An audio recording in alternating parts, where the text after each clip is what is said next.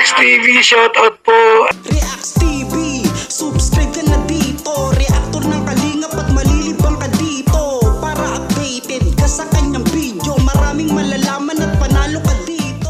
Isang mapagpalang araw po sa inyong lahat mga kalingap, maligayang pagbabalik sa aking YouTube channel Reacts TV. Maganda ang topic natin ngayon mga kalingap, siya pala ang dahilan ng lahat ng ito at si Rose paano kaya ito makabawi.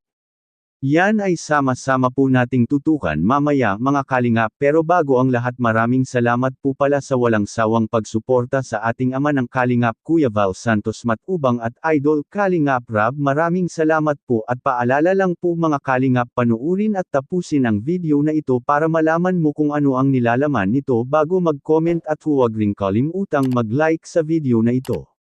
Ngayon balik tayo sa topic, isang tao ang dumating kaya na bago ang buhay ni Rose Ann. Sino kaya siya? Yan po ay ating malalaman mamaya mga kalingap. Ngayon ay pag-uusapan muna natin si Idol Cedrex at Rose Ann, bakit ang daming nagmamahal sa kanila at hanggang ngayon ay maraming mga pasalubong galing sa mga sponsor. Sino kaya sa kanila ang may swerte? Pero may isang tao talaga ang binigay ng Panginoon kaya sila Rose Ann ay nabago ang buhay at meron na ring sariling bahay at nakakatagpo pa ng love team. Sino siya mga kalingap? Alam na ba ninyo kung sino siya? Alam ko na alam nyo kung sino ang tinutukoy. Siya po ay si Idol Kalingap Edo. Siya po ang nag-scout ni Rose Ann mga kalingap, kaya hanggang ngayon ay maraming nagmamahal kay Rose Ann ang mga Kalingap Edo Global supporters.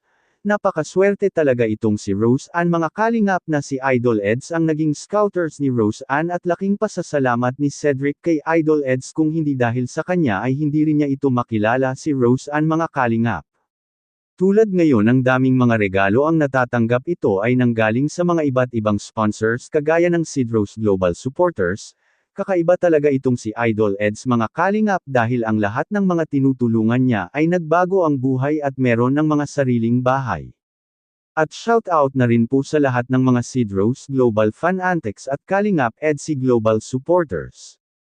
At bago tayo magtatapos, balikan ko po na lagi po nating suportahan si Idol Kalingap Rab sa kanyang mga vlog dahil dito kinukuha ang mga gastusin sa mga pabahay at allowances sa mga beneficiaries at marami pang iba, kaya maraming salamat po sa inyong lahat sa mga solid supporters ng Kalingap. Pagpalain po kayo ng Panginoon. Ito ay isang reaction video lamang na kinukuha po natin ang mga positibong pang-good vibes at free po tayong mag-comment sa ibaba sa comment section. At hanggang dito lang po muna ang Kalingap Reacts TV update ngayong araw mga kalingap, at huwag kalimutang mag-like at subscribe at i-on ang notification bell for more updates. Maraming salamat po, mabuhay tayong lahat, God bless us all.